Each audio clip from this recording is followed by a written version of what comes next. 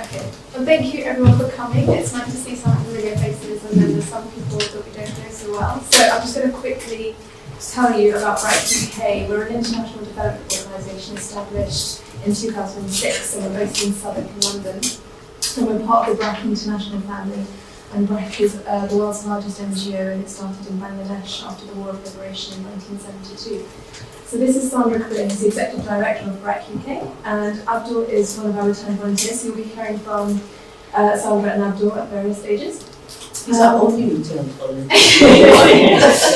I'll come on to that in a bit. But yeah, so just to begin, I'll give you a background of our diaspora volunteer program that we've just started. It's called Porishod, which means the act of giving back.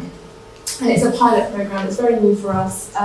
We got the funding at the end of last year, and so far we've sent one volunteer, and we're due to send another group in April and also in June, and perhaps maybe run on through the summer as well. So we need to send 16 British Bangladeshi professionals by the end of August, and we recruit the volunteers from a wide range of professional backgrounds. Abdul's listed here. We've also we seem to have a lot of interest from legal people, and also people who work in business, education, IT backgrounds. And that's brilliant because we did a needs assessment at BRAC in Bangladesh last year, and these are exactly the kinds of skills that they were looking for: people with report writing skills, IT skills, and all the rest of it. So the purpose of the programme is to support BRAC staff in Bangladesh with improving and innovating their development programmes. And this is through specific time-bound tasks, which Abdul will describe here later on. And yeah, the ethos is basically skills sharing and that the programme is sustainable. So it's not about, you know, us taking skills from the West and sort of imposing them there. It's about learning from each other and learning from what can also offer us. I mean, already in the UK we have a financial education programme here in Tower Hamlets, and we actually use the BRAC model here in the UK, so that's really exciting, and Sandra will talk more about that later. And so for the pilot phase, it's very short term. We expect volunteers to go between 3 and 8 weeks.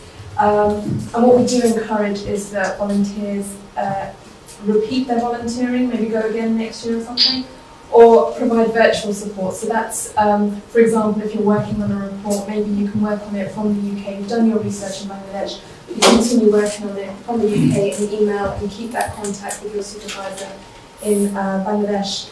And hopefully this will be really successful, and we shall open the programme full scale in September 2009, which is coming soon. So. Okay, I would like to just give a very brief background of how this diaspora volunteering program started. And the reason I want to give the background is because we as British Bangladeshis can actually use this for the interests of our community. And I think we need to be quite strategic about this. Just give you a good background about where I'm coming from. I came to the UK in 1995 after spending most of my life in Bangladesh. So when I came here, I started working with an international NGO. And I found it was very, the way that they were doing their development work was very northern-centric. It was through the eyes of people who wanted to do good things, had very good intentions, but really didn't understand the social, cultural, economic situation that prevailed in countries of the South. And while saying countries of the South, I mean developing countries. So I thought about it a lot. And then eventually I was able to have the opportunity to start up BRAC UK in 2006.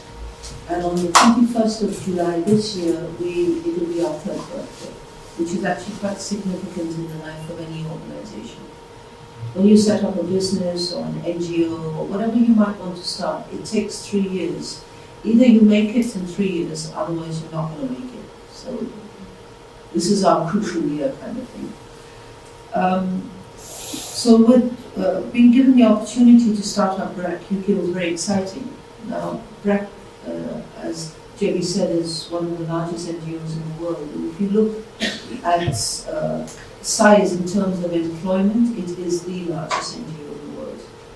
We employ over 110,000 people in BRAC, in Bangladesh.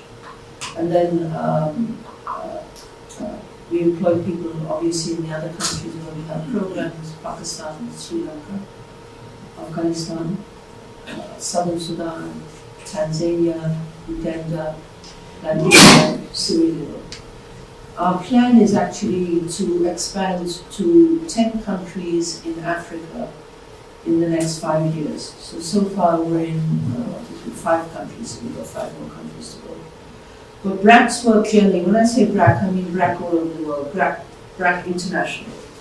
We have 4 main pillars of our work. One is microfinance. The second one is non-formal primary education. The third one is health through women health volunteers.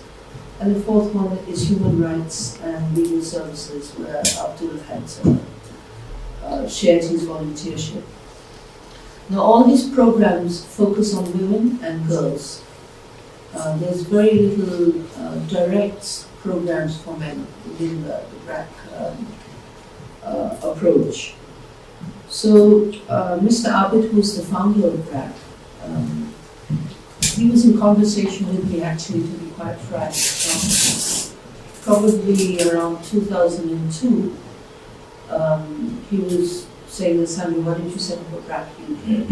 At that time I wasn't ready, because I was enjoying my work, I was doing other work I was doing here. And then I did become interested with the idea. However, Mr. Abid, what he said BRAC UK, you set it up as a fundraising machine for BRAC. And that I could not accept, because I thought it was unethical. If we are registering in a country and we are operating from that country, given that BRAC has so much to offer, there was no reason why we shouldn't give something to the UK also. So after prolonged discussions with Mr. Abid, he eventually did agree, very grudgingly. I mean, he still is not completely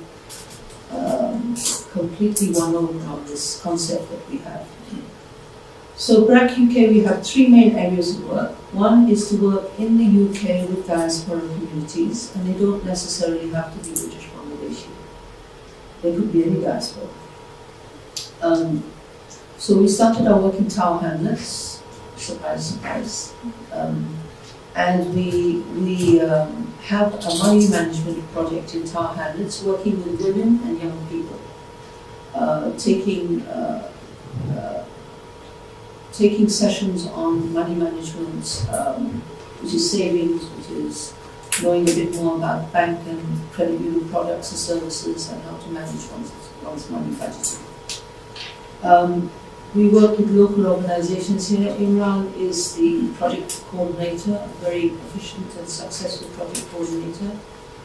But I won't go into detail of that, because that's not the topic for this evening. However, one point in all of this is that we have many volunteers for BRAC UK.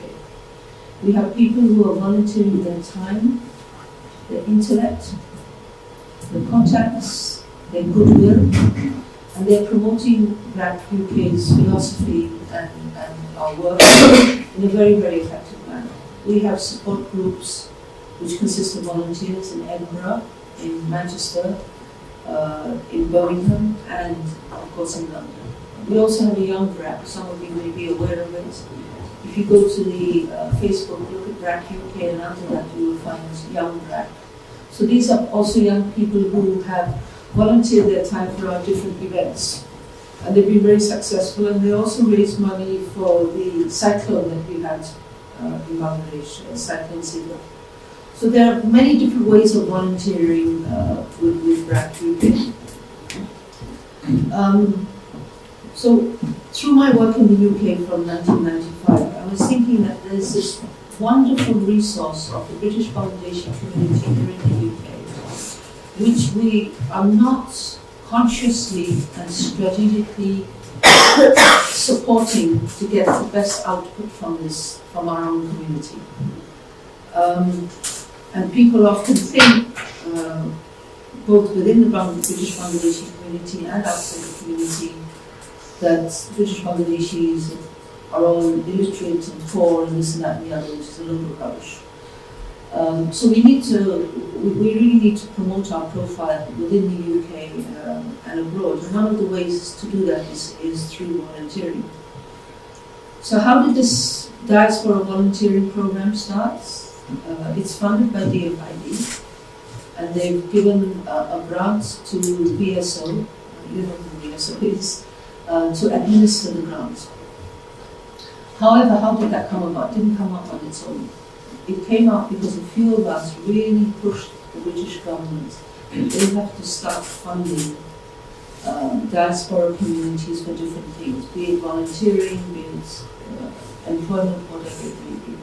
And it took a lot of pushing and pulling and all the rest of it. Now, I think the British government has made funding available, yes, it's £1 million a year for 3 years. And then we don't know what's going to happen after that. But I'm not quite sure what the motive is. Is it because of what happened about the bombings in London? Is it because of a fear of extremism? Do they think this is a way of reducing people going into extremism, as they call it? I'm not calling it extremism. So I'm not quite sure what the motive is, but as far as I'm concerned, I don't really care if I can use the money in the way I want to use it. I mean BRAC UK, not me individually. So I think we have to be very strategic in these things. When funding is available, for instance, there is a fund, some of you may know about it. What's it called? Prevent, right?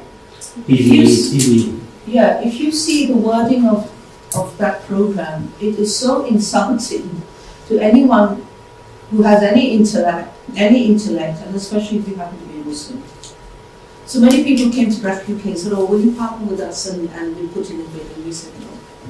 It was really totally unacceptable. So under those conditions, we wouldn't become involved. But when it's the diaspora volunteering, which is quite actually flexible, then we went into it because we knew we could manipulate it. And I'm being very political here. We knew we could manipulate it in a way which would benefit our community. So this is what we have to think about as a community. How can we take opportunities of doing something for the benefit of our community? And I'm not saying it to the detriment of the UK, because we are British. If we benefit, the UK benefits. Okay? So one of the aspects of the volunteering program was, I saw it as, this would be an opportunity for us as a community to take the initiative, to take ownership, and to become very actively involved in the British government's international development policy, resource allocation for international development, as well as design and implementation of international development programs. This is one of the ways that we can actually become involved. So for instance, Abdul has gone to Bangladesh, he has volunteered with BRAC, he has given something very valuable and precious to BRAC, he has also brought back something which we'll talk about later. However, all of our volunteers, we require that each volunteer, when they come back, they talk about development. So we can also bring that to the interests of our community. So for instance, someone comes back after volunteering in Bangladesh, that person can speak very positively about the work that's going on in Bangladesh, the impact it has on people's lives, and the possibility of doing even greater things. So that's this is my slant on the whole program. The other thing is, by being involved in the diaspora volunteering program, we can raise the profile of our community, and we can raise our voice, and we can also make it more apparent to the greater public, I should say, the contribution that we as a community are making to the UK, whether it's the economy, whether it's the arts, whether it's the culture, whether it's the social fabric of this country. We are citizens of this country, and we are contributing a huge amount. You don't have to be rich to contribute, because contribution is not just money. You can contribute because you're a good person and you're helping your neighbours. You are making sure that if you have children, that your children are going through education in the best way possible. You're making sure that the kids don't get into serious trouble. All kids get into trouble as long as they don't get into serious trouble. All those kind of things. So we are contributing to the quality of life in the UK, but we don't really say it. And I think we should say it a bit more. Now, it's not in my personality or character to say it, because that's not the way I was brought up. We were brought up to be quite humble about everything. But I think it's time that we did start making a noise and saying, hey, look, this is what our community is contributing to the UK, and you have to appreciate it, and you have to acknowledge it quite publicly. So one of the ways of doing that is through the volunteer program. When you hear more about the program, you probably will understand a bit better about this. We did a survey in 2006, 2007. We did a very informal survey in the British Bangladeshi community about what do they think about international volunteering, and people were very enthusiastic about it. There were some concerns. One was that, who's going to pay for it? If I take time out from my work, will I lose my wages or my salary? Will I have to give up my annual leave? What's the security situation like in Bangladesh? And this is, the security situation was when we spoke to the parents of younger people, the parents were worried about the security situation, not so much the young people. So for instance, especially for girls, so the parents were saying, oh, my daughter's going to go to Bangladesh and she's going to say this, that, and that. And some people had quite a, what can I say, a warped kind of perspective of Bangladesh, especially around Dhaka city. Some people think Dhaka city is a city of sin. If you go out in the streets, terrible things are going to happen to you, but that's not really the situation. So I'm going to stop here. I've been, as I said, my presentation has been how can we promote the profile of our community, how can we grab different opportunities to be able to get more benefit for our community and more appreciation from the general public. That we're here and we're here to stay, and we've got a lot to say and a lot to contribute. Okay, so we're going to back a bit. So picking up from what Sandra said, basically this programme came about because VSO, who have been sending the volunteers abroad for 50 years, they did a study, a very small study in 2000, and they found that there was a low number of Asians engaged in international volunteering. So as always, we're underrepresenting somewhere. And they found that it was lack of motivation, attitude towards volunteering. For example, parents were like, oh, you can't work for free, you know, you have to make money for everything you do. And so there was just a general lack of support for family. But it's really interesting, one of our partner organisations, Asian Foundation for Philanthropy, they did a study in 2006. And they said in the formal international volunteering sector, Asians are always sort of noted for their absence. But actually it's not a new concept, and we've been doing loads since we've been in the UK, and they sort of identified 3,000 organisations that work formally, and lots of informal activities. And I think it boils down to definition, basically, what you define as volunteering. And so I think a lot of what British Bangladeshis do falls out of that parameter, because volunteering is seen as something that you do for somebody outside of your family, whereas we tend to do a lot within our family. Just kind of picking up examples, if you think about your parents or stuff, they probably send back money home, they're building schools and hospitals and stuff, but they actually physically go out there, take that money there, and they're spending a lot of their time, their resources there, but that all gets ignored. So it's about how to make volunteering more formal, but also just for the second and third generation, because actually we bring new things, we bring not just money, but skills and talent. So I'm going to look at the potential benefits of the programme. Okay, so it's interesting when you talk to some people about this programme. Some people are really excited about it and they want to do it for altruistic reasons, or because they want to go into development or put it on their CV and stuff. And then you talk to some people that say, why don't you just send the money over? Why are you sending volunteers over? Why are you spending it on the flights? So what we want to say is volunteering is not a panacea for development, it's just another way of doing it. So it's building on the support that British Bangladeshis already do. So for example, remittances and what I just mentioned, sort of individual, ad hoc, self-financed charitable work.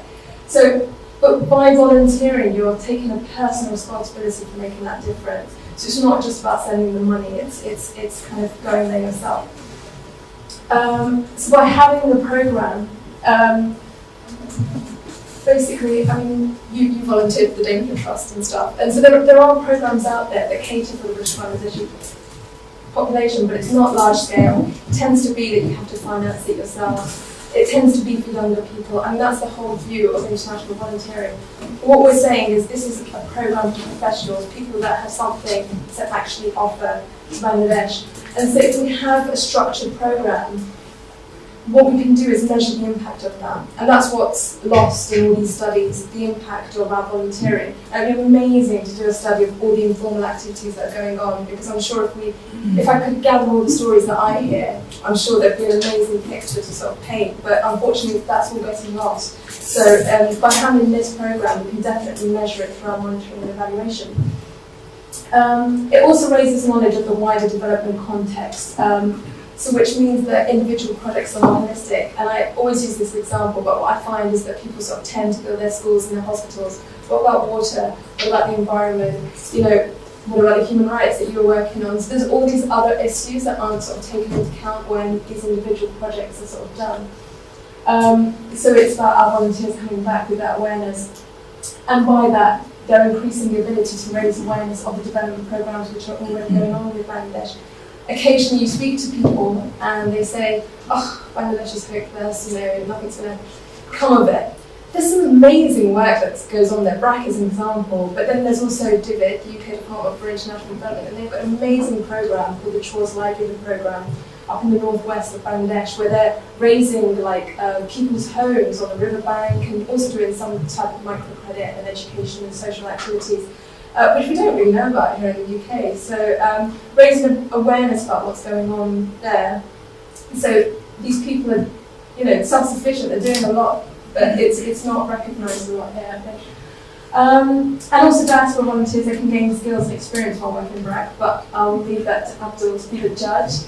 And on a personal level, volunteers can reconnect with their roots in Bangladesh. I know that was certainly the case when I volunteered a couple of years ago. But again, I'll let Abdul be a judge. The potential benefits for Bangladesh for a programme. So reading a study, brilliant study by Jebi Rahman. It's in a draft form at the moment, but it's called Beyond Remittances, a strategy to unlock the potential of the Bangladesh diaspora. The title in itself is really just exciting, but it's a really comprehensive report looking at all the different ways that the Bangladesh diaspora could leverage its knowledge and skills and not just rely on the remittances. So, and especially a small country like Bangladesh, they need to be more proactive. I think we always sort of look to India and China and see what they've done with their non-residents, but there needs to be a lot that's done, but I can't speak for the Bangladeshi government for now, but I'm just going to sort of talk about our programme. And like I said at the start, we did a needs assessment with BRAC, so we're not just going in, we're not just imposing our programme, we asked them, would you like volunteers? And they identified that they did. So by encouraging British Bangladeshi professionals to return as volunteers, I mean, we all hear about brain drain when there's migration.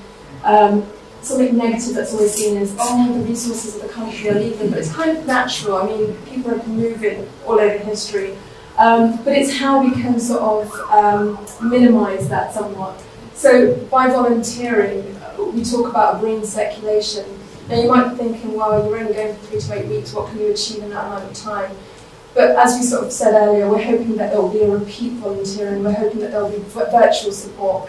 And it doesn't have to be the physical movement of bodies, and that's what Jebi Rahman's study also talks about. You can be sitting here in the UK and doing a lot online, and there's examples from other countries where they've done that.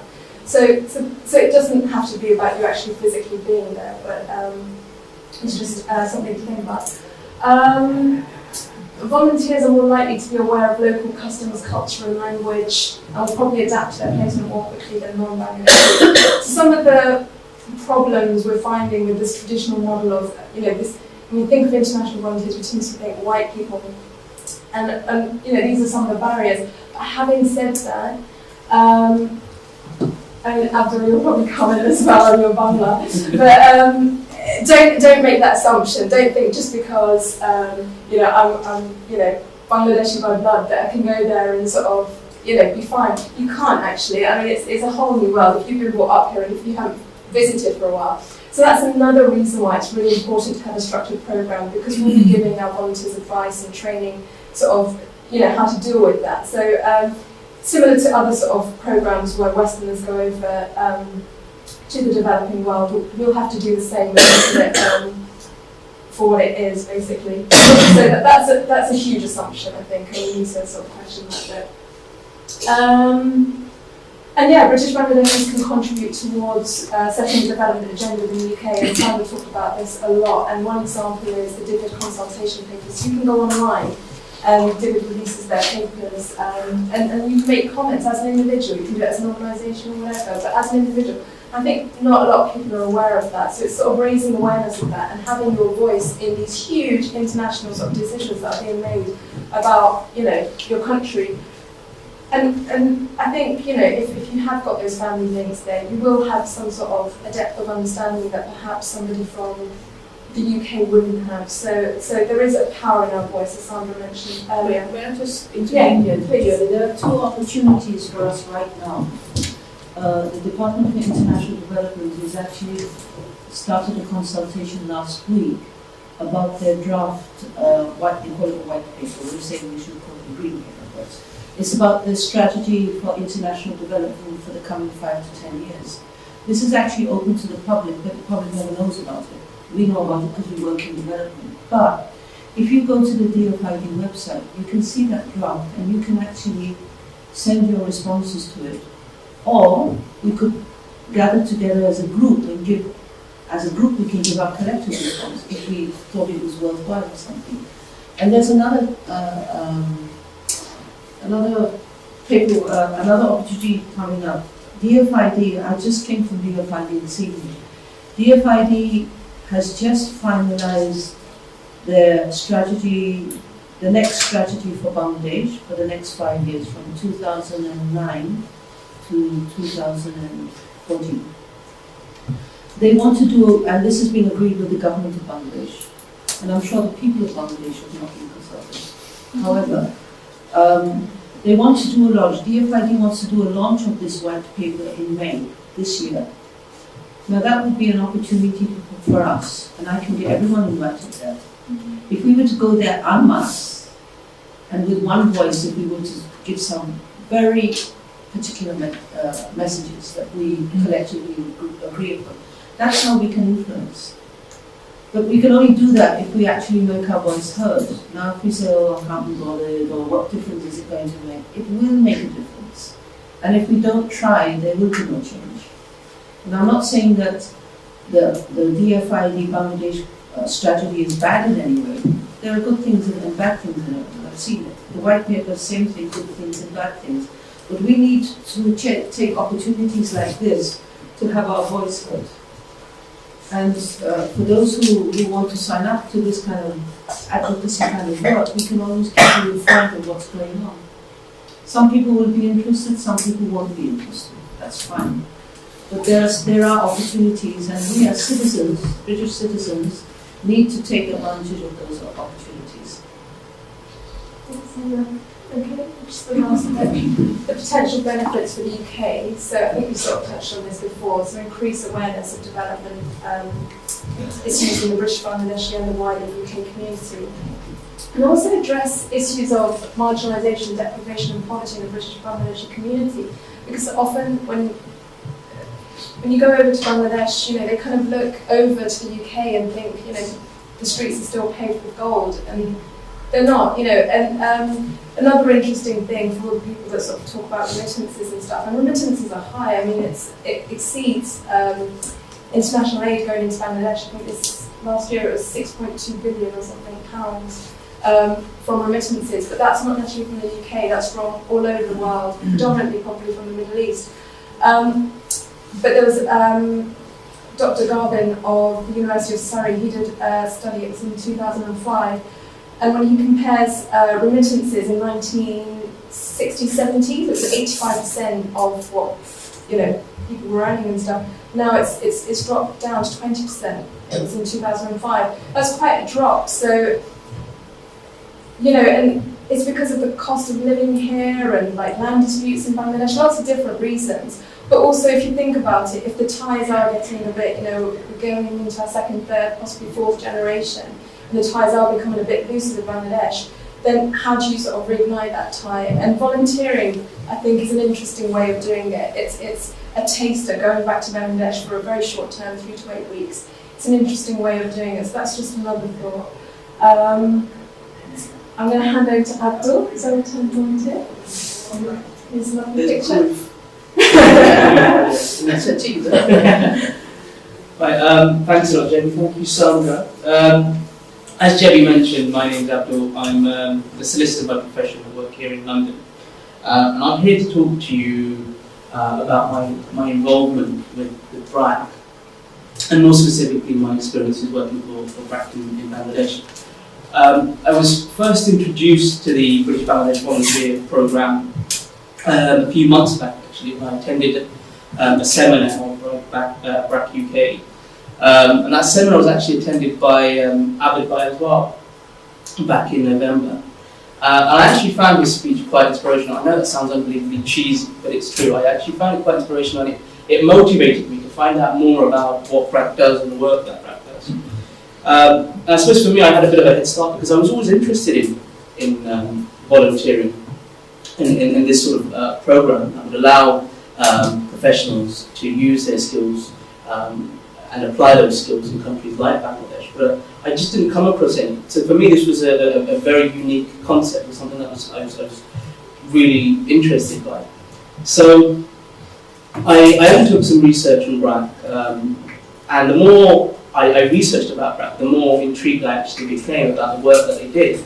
And I was quite interested in the Human Rights Legal Services department, the work that they did. This was a sort of key interest for me, not just because of my legal background, but because I was really interested about BRAC's grassroots approach to legal representation, grassroots approach and advocacy. You know, I was really interested to see what the real effects of that grassroots approach were in communities in Bangladesh. So that was one of my main reasons and one of my main interests for going into looking at the Human Rights and Legal Services department. I suppose when I was offered the opportunity to take part in the programme, I was actually really genuinely quite excited. Although I must admit I didn't actually know exactly what to expect down there. Obviously because I was the pilot. I wasn't this. Yeah. I didn't actually know what to really expect out there. So I just thought, just go out there with an open mind and take it as it comes. So I went out there in end of January, and I spent several weeks working in the Human Rights and Legal Services team. And I worked on several projects, which ranged from, one of the projects I was working on, and obviously I've got to be quite careful about what I say, confidentiality, etc. But one of the projects I was working on was drafting a proposition paper on how best to secure access to land rights for the poor people and marginalised people in Bangladesh. And one of the other programs that I was working on there was helping to set up a steering committee in order to ensure greater safety and protection for migrant workers from Bangladesh going back to other countries, particularly in the Middle East and the Philippines. And it really made a nice change, quite refreshing from the work that I was actually used to doing here in the UK. And I genuinely found my experience out there was really, really rewarding. I was surrounded by a really warm, dedicated team. You could tell they were so dedicated about the work that they were doing out there. And they were always there to make me feel at home, make me feel as part of the team. So it was really, a rewarding experience for me. And so, I would absolutely encourage anybody who's interested in a program like this, who feels that they do have the skills and the quality, to go out there and to offer whatever they can, because I believe that there is a lot, not only to give, but also a lot to actually take from the experience.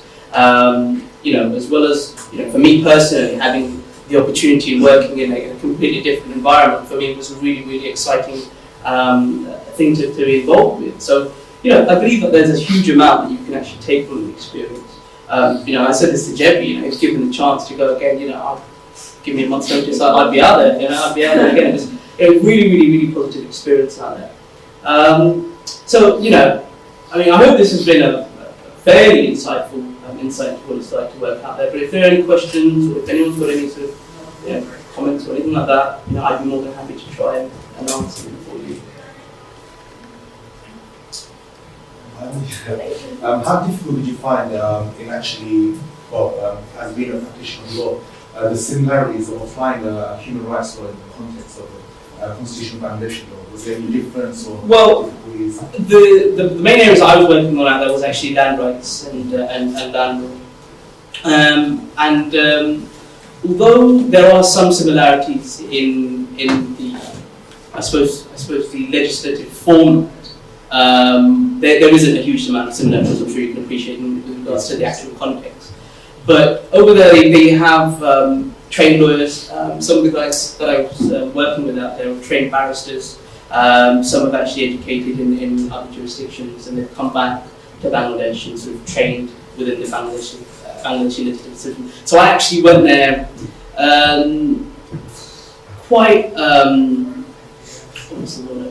I went there sort of not with a very clear understanding of the Bangladesh legislative system, but I found that the skills that they required over there were people that were able to understand concepts very, very easily, very, very quickly, and be able to sort of come up with, I suppose, ideas and propositions in ways in which, because I found that a huge amount of my work over there was actually comparing international standards advocated by organisations like DFID against the situation and the current legislative system in Bangladesh. So I don't feel that you need to go there with an absolutely sort of wealth of knowledge about the Bangladesh legislative system, and I don't think they actually require that.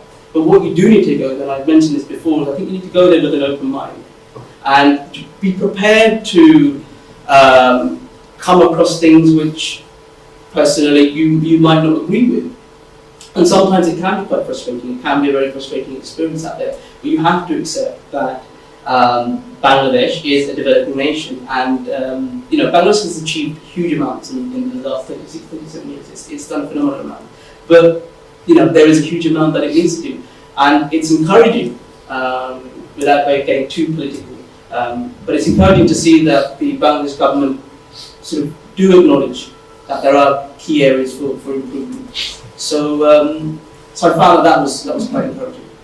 I think another comment you made, was very relevant, that when you go out to Bangladesh to work with any NGO, you have to be able to work in the culture of that NGO.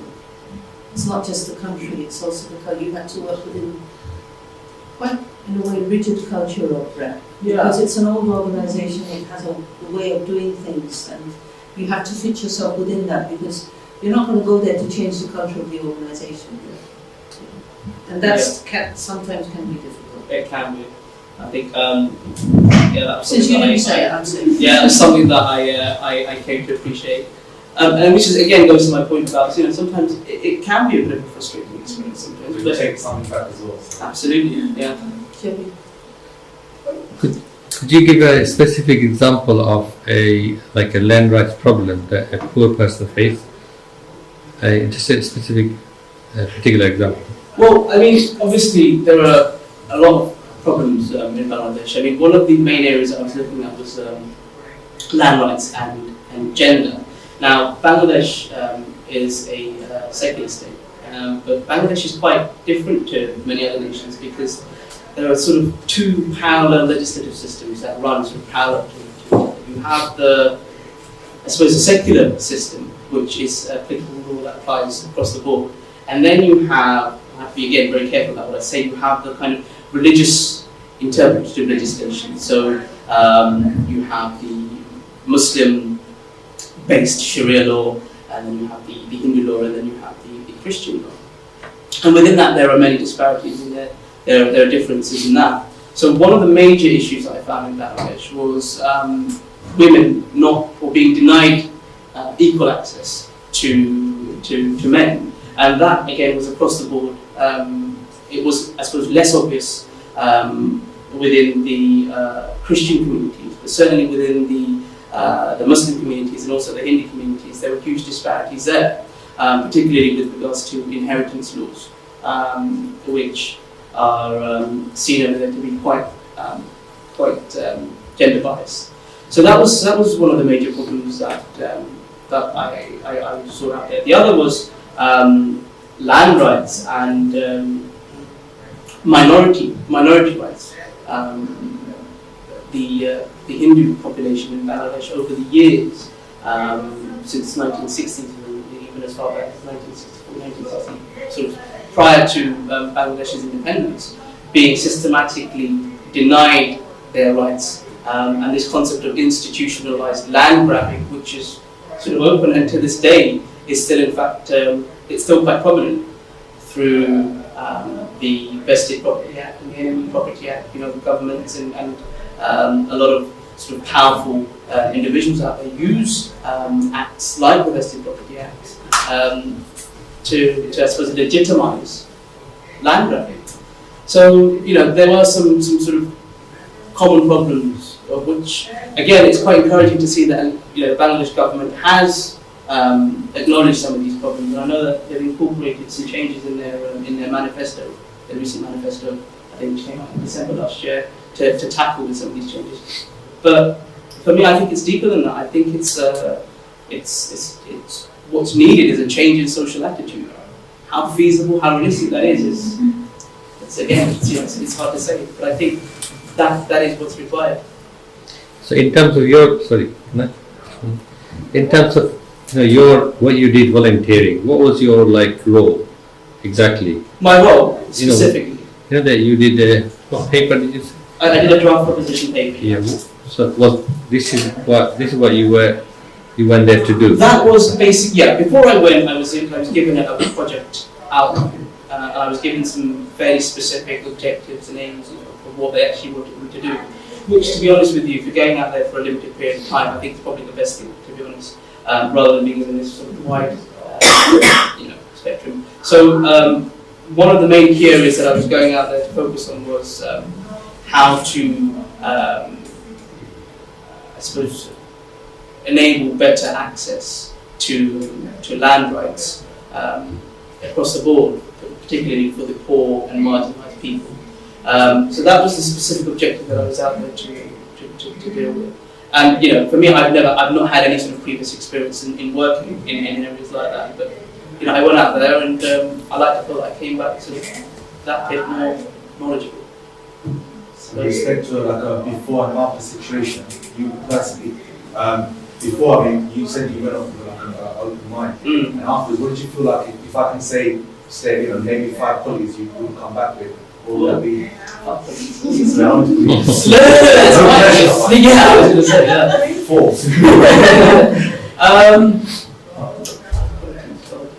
I'd say at least sort of qualities that I didn't have in the first place. Or maybe things that I perhaps built on. Yeah, I think certainly drafting skills. I mean, I do sort of a lot in my job anyway, but I think it was nice to maybe have a different sort of concept of drafting. It was I was allowed the opportunity to actually go there, and and quite often I'd sit there with my supervisor, and we'd just discuss. We'd just sit there and discuss concepts, discuss ideas, and just sort of bounce ideas off each other. And that's something that again for me it's quite alien, because here, especially with the culture that we have here, it's always just do, and then just do what you have to do, and then over there I found it was a nice sort of change to that. And we had the opportunity to sort of just share ideas and thoughts and see how those thoughts and ideas could be developed and taken to a more practical state. So I suppose that could be a quality of some sort. And it was other qualities, I suppose, team bonding exercises, working within a sort of team. It wasn't easy. It wasn't easy working out there. There were deadlines and. Within the same we were working with the organisation, the way you were, did you actually go out there and meet the clients themselves? Yeah, I spent a few days. In fact, my first day was in the office. The next day I was out on a field visit in near Khulna, a place called Kushtia.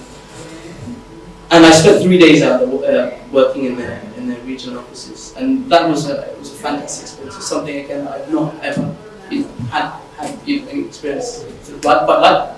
And it was nice for me because you read in the brochures and the pamphlets about sort of the work that these guys do and the sort of the grassroots work and how they're actually helping communities, and that's all good in words. But when you actually physically go out there and you actually can see the physical benefits that this is actually having and the impact that this is having on communities, and let's be clear about something. I think the vast majority of people that BRAC actually help and support are those sort of I suppose I hate the term, but ultra poor. I mean that's these people are sort of way beyond the poverty line. I mean these people have no access to legal rights or the legal system. So to actually physically go out there and go to the fields and sort of attend, client workshops, alternative dispute resolution, mediation workshops, it was just a completely, unique concept. And I just thought it was really encouraging to see. And I would love to have spent a bit more time to actually sort of see more of that side of the work rather than kind of spending a lot of my time in the head office. But it was really positive experience. So when you went on these field trips, did you actually understand what how was your bungalow? Yeah, my bungalow was all that great, to be honest. It wasn't. But I mean, if you have a fairly good grasp of the Bangla language, because it always tends to be, you tend to understand more than you can actually sort of speak.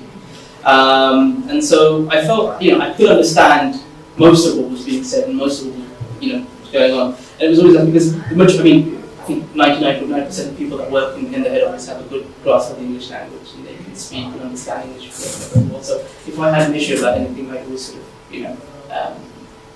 speak to my colleague and he or she would be more than happy to sort of clarify.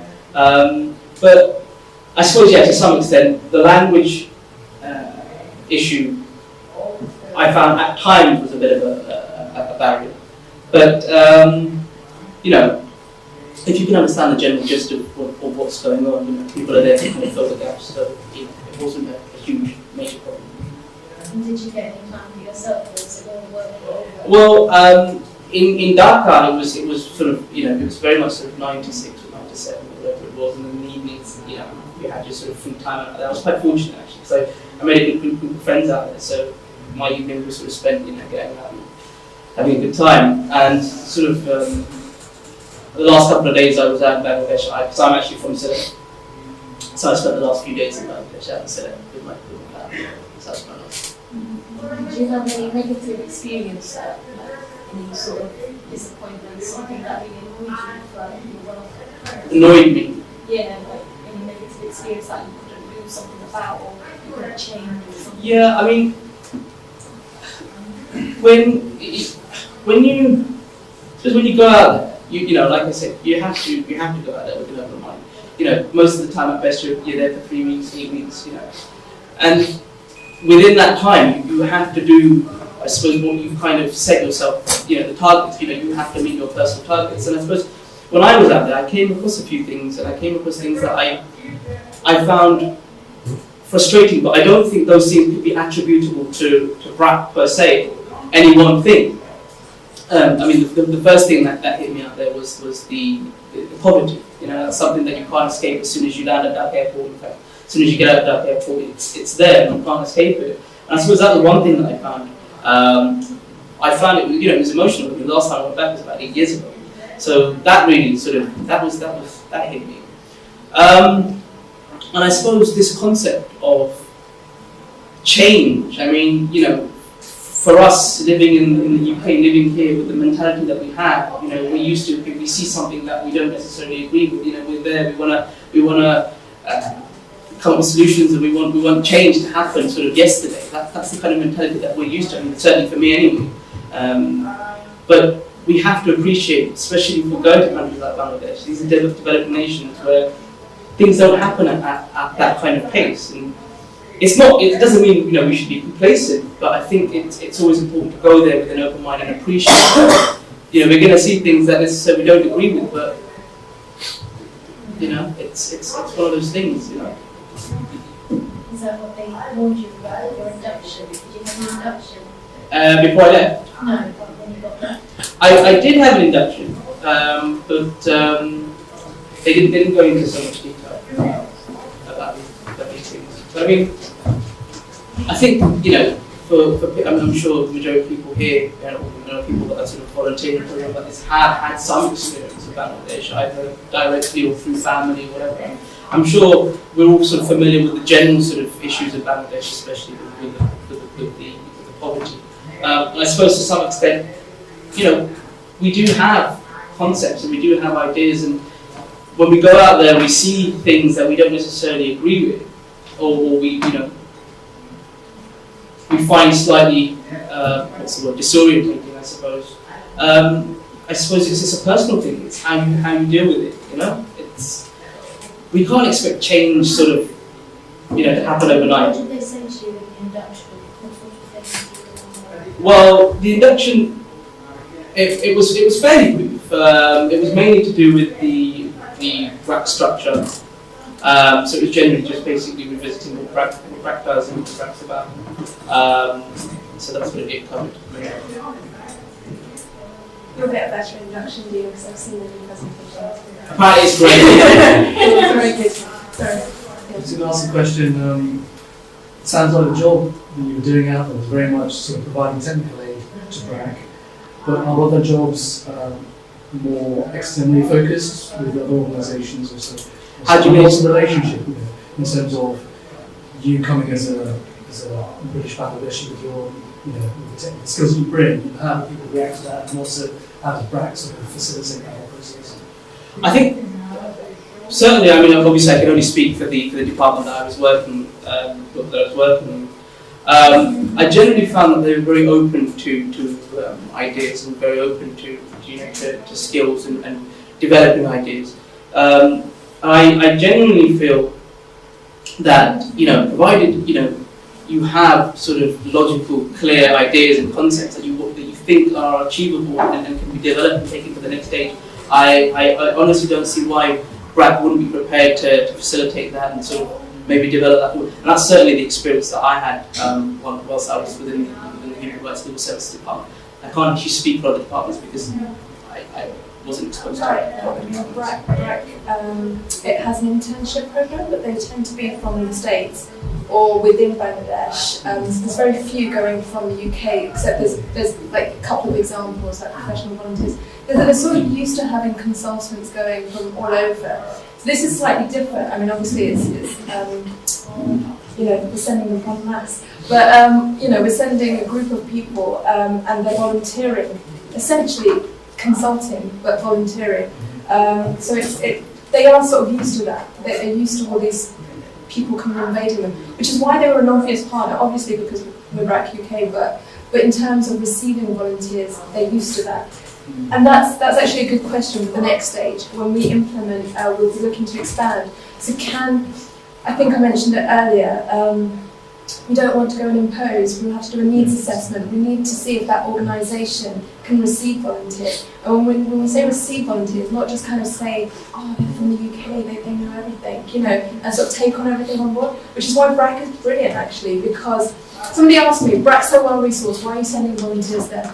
But actually they're very critical. So if you come in with your ideas and your PhD or whatever, they're not afraid to say to you, this doesn't suit us. So in a way, that's a good partnership for us because they're not frightened to tell us, no, we don't have your opinion or whatever.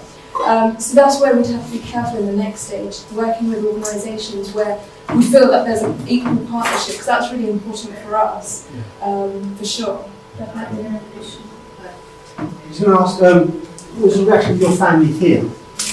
What was the reaction of your family here in terms of what you were setting out to do, and the reaction of your family in Sylhet, the fact that you've only been with them for 2 days, and you've not been there for 8 years, and you should have been there for months?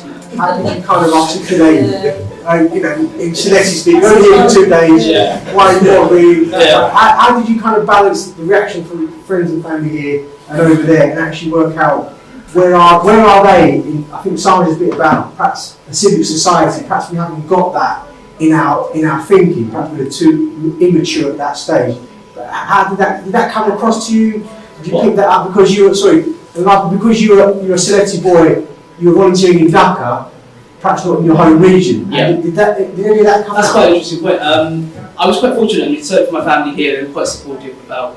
In fact, they were very supportive. You know, they're very intrigued about what this was about, and you know, they wanted to find out, you know, as much as they could about the. It's a marriage opportunity for you as well. I'm just saying. So you know, they were very sort of intrigued about it. So that was good. Yeah, you're right. You know, I didn't actually get to spend as much time as I would have wanted to in Sylhet. And again, you know, there were loads of questions. You know, what are you doing out there, and sort of what does this work entail? And you know, and I suppose it's just a case of perhaps just, you know, making them aware. I mean, you know, I don't know sort of, you know, the kind of reach that BRAC has in Sylhet. I mean, I'm sure it is. You know, people are aware of BRAC. They are aware that the organisation exists. But if you actually ask them, you know, a lot of them aren't actually too familiar as to what they do, or certainly how extensive their services actually are. So I suppose it was just a question of making them aware of what BRAC is. And I found that was quite a useful way of, you know, raising awareness of BRAC, certainly within my family, both here and in Bangladesh. So it was a good opportunity for me to do that.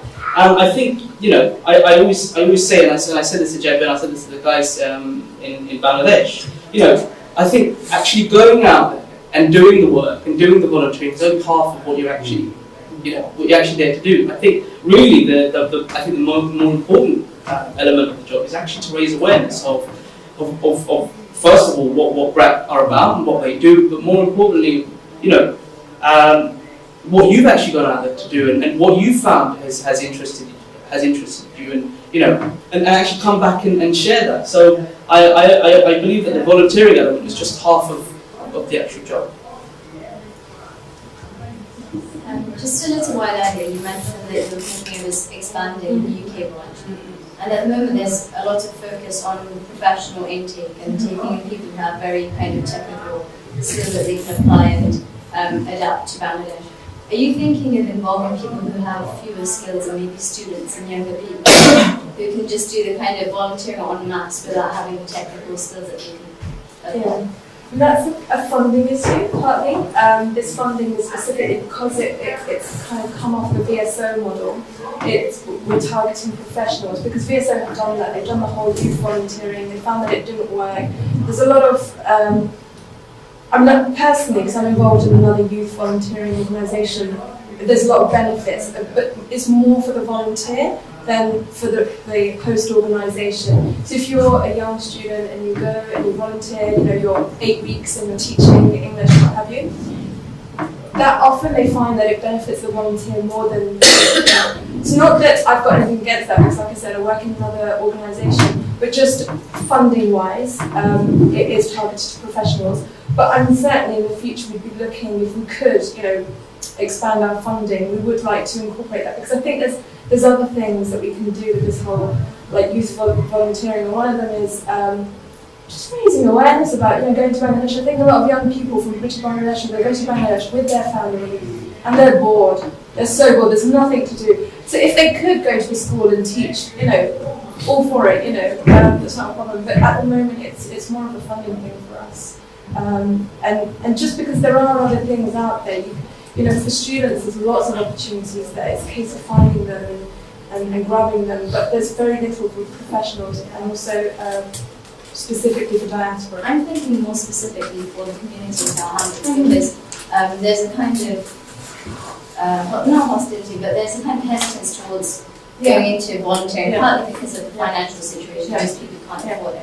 And also just because it's not something that's the done thing. And that's a good thing. Like, I know what you're saying, because that word professional can sound quite frightening, and it sounds like your lawyers and your bankers and what have you. But we're also interested in actually what some of the community workers do. So things like